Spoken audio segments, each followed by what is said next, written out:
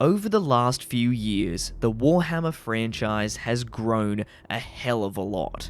As someone who used to be more of a casual fan, it's great to be more invested than ever with amazing stories, games, and different forms of media for the franchise. The result is that we're also getting more Warhammer games every year, and today I wanted to share an upcoming game that I think is really cool. This is Warhammer 40k Boltgun. It's a single-player game that is designed as a combination between modern and classic FPS games. It's coming out in a couple of weeks' time, and it has my respect because it's breaking the mold. I don't think many people know about it yet, so today I just want to bring it to your attention and give you a couple of the basic details. And if you like what you see, then maybe check it out when it releases later this month.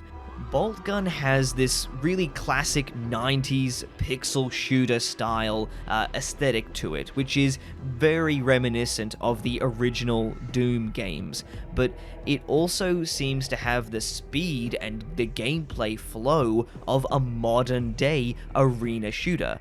And I think this is a really cool mix, and if the developers pull it off, it could be a very much needed breath of fresh air for the FPS genre. Apparently, the story's also very simple. You play as an Ultramarine because, of course, it's a goddamn Ultramarine. I mean, a Black Templar would be a way better match for the main character, but it is what it is. Anyway, your character takes his shiny blue plot armor around, curb stomping every enemy that you can find. Yeah, it's about as simple as that. No big, grandiose story of epic proportions, just a very short expository, and then bam, here's your chainsword, son, we got heretics to kill. All that we know is that you're on a forge world of some kind and it's become overrun by chaos, space marines, cultists, and demons. So that's where you come in to dispense the Emperor's justice. Enemies-wise, there's the obvious Chaos Space Marines, but you also have a cocktail of demons from various Chaos gods to deal with. A lot of them seem to be from Tzeentch and Nurgle, but I'm guessing there's also going to be some bigger and nastier demons further down the line. As you progress through the game, you will also unlock various weapons. So far, we have seen the chainsword, bolter, and shotgun for the standard arsenal, and also the plasma gun for those of you that like to make sure that your enemies are extra toasty. I'm sure that there will also be more weapons in the full game, but this is all that we can see at this stage. The developers are really leaning into that Doom era and style, so I'm sure that we're going to find ourselves cycling through weapons and picking up ammo and health as you go through the various arenas. The developers did something really cool for the visuals of this game. They took a 2D sprite design and they imported that into Unreal Engine, so they could still work in 3D spaces.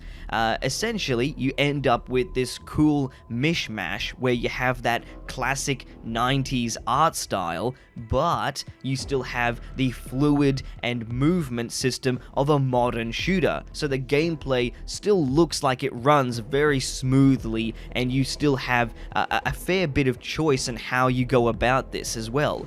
Because the developers actually thought about this and they implemented a pixelation slider, so you can choose just how you want the pixels to look, whether you want lots of them or very little for that more retro feel, and that's a completely awesome thing to be able to give people.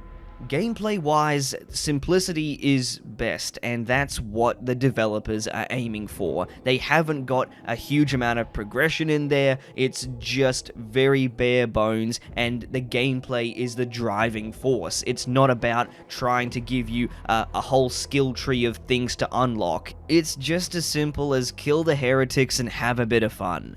And if you like the idea of that, then I think it might be worthwhile checking out, because I certainly will be. I am excited to see if this game turns out to be a well-executed fusion of classic and modern FPS gameplay, but we'll just know more when the final product comes out. But that's pretty much everything we know about Boltgun so far. If you do want to see more of the game, then please make sure that you like, comment, and subscribe. That's about it for today, though. I've been Kiv, and yeah, I'll see you all on the next one.